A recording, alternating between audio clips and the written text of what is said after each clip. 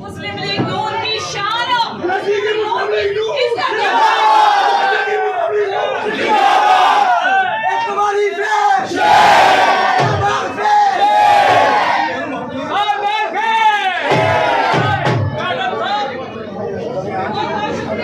आपने जितना मुझे प्यार दिया, आपने मुझे इज्जत दी, सियालकोट वालों उसी जीत के।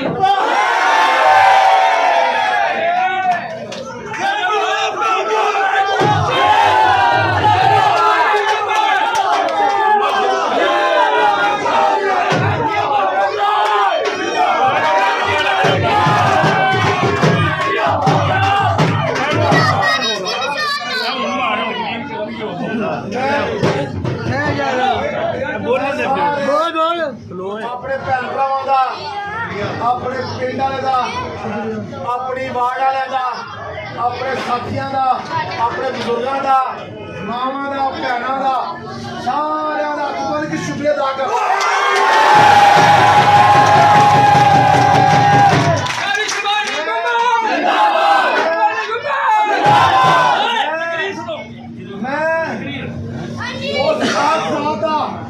उस बादशाह का शुक्रिया अदा करने वाला पहले जाता बिल्कुल सच्ची मैं आख्या अल्लाह सोने 500 तू रात लीड जिता नहीं